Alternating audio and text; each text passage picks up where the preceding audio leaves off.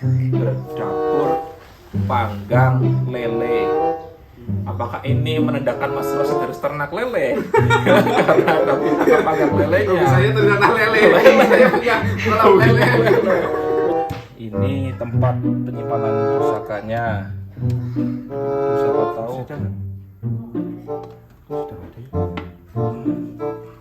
ada cak apa sentan.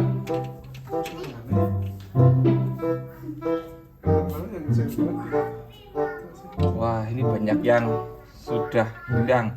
Jangan-jangan mabur ini. Mabur. Nah, tidak ada kok ada. Ini pusakanya nih ketemu nih. Ini. Nah, Oh iya, ada.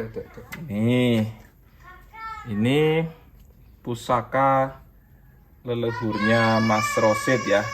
Macam-macam sekali.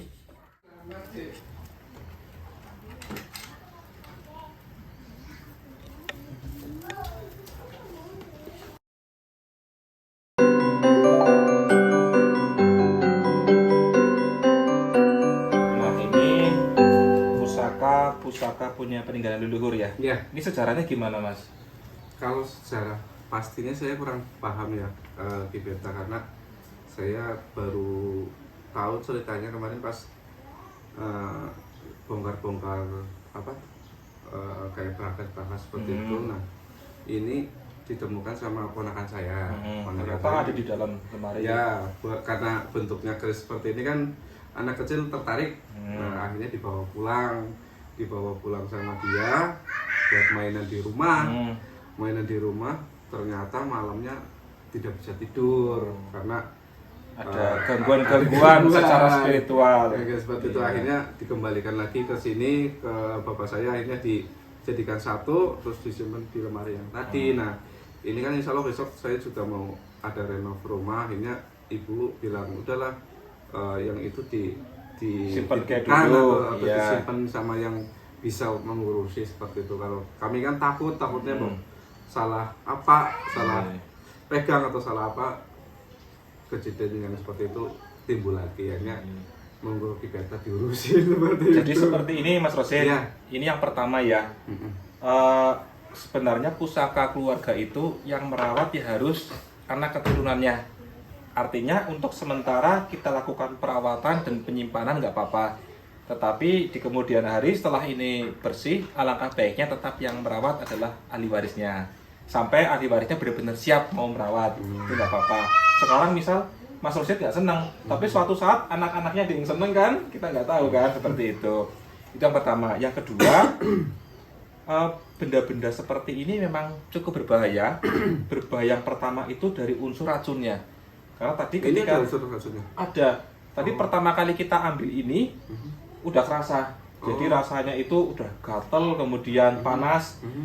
Apalagi benda-benda seperti ini itu tidak pernah dirawat. Jadi kita lihat di sini patinanya sudah sangat kotor sekali. Itu menandakan bila pusaka ini tidak pernah atau jarang sekali dilakukan perawatan. Sehingga ada unsur-unsur racun yang kemudian menyatu dengan karat. Itu juga cukup berbahaya, apalagi kalau buat mainan anak kecil. Kalau nggak langsung cuci tangan pakai sabun ya bahaya banget. Jadi langkah yang pertama nanti seterimanya saya dapat ini dari Mas Rosid, saya lakukan pembersihan dulu, kemudian baru nanti kita simpan untuk sementara waktu sampai Mas Rosid benar-benar siap untuk merawatnya kembali. Kalau ini jenisnya apa sih ya, Ki? Oh iya, Nah, ini yang pertama, ini jenis pusaka tombak. Kemungkinan look 3 berdapur panggang lele. Filosofi panggang lele. Ini termasuk jenis tombak yang cukup langka.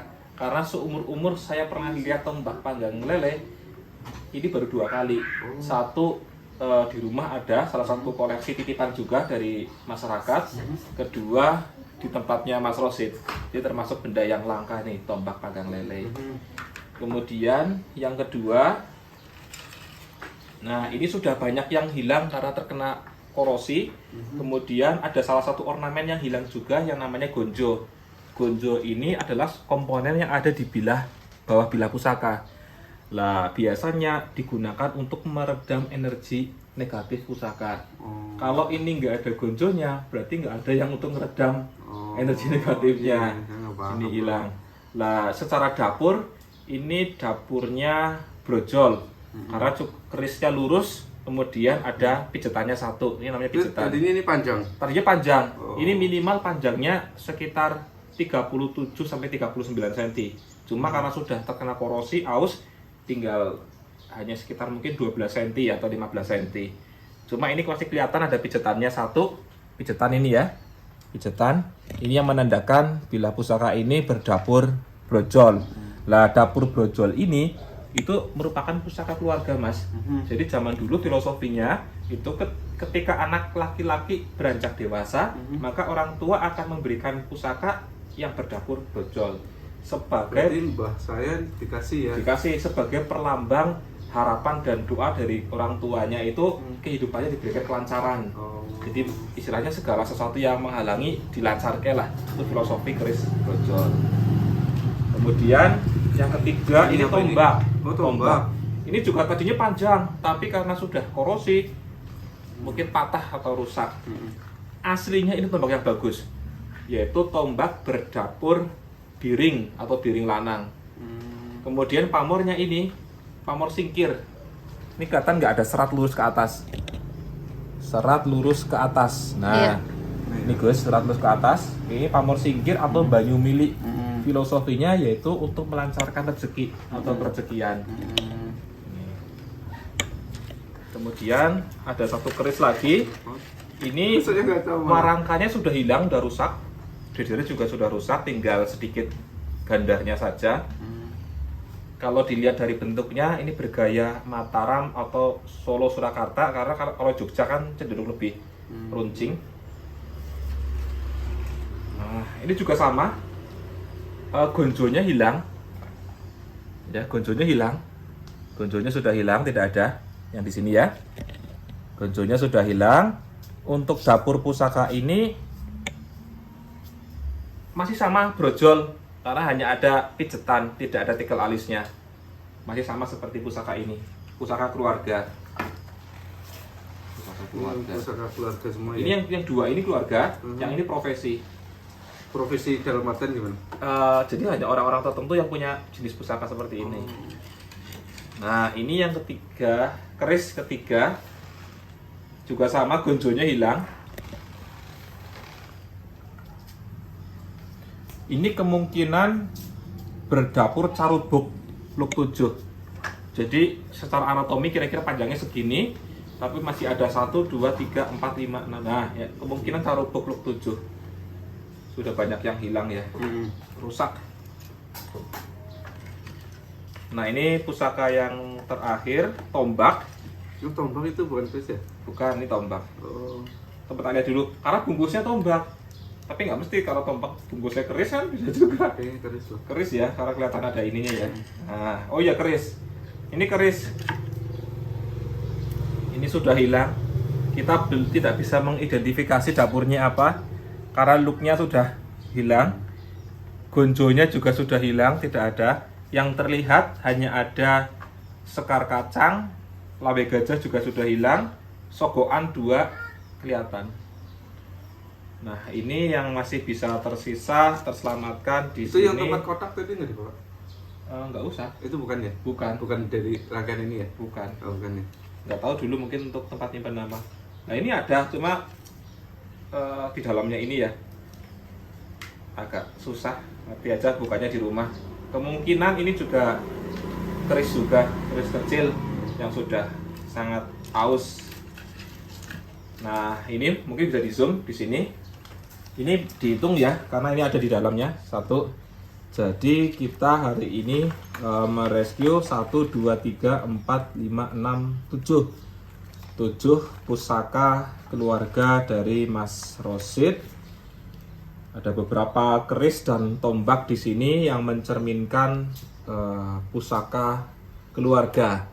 Di sini ada salah satu pusaka yang unik yang jarang sekali kita temui, yaitu pusaka tombak berdapur panggang lele. Apakah ini menandakan Mas Rosid harus ternak lele? Karena ada pusaka panggang lelenya. Saya ternyata lele. Saya punya kolam lele.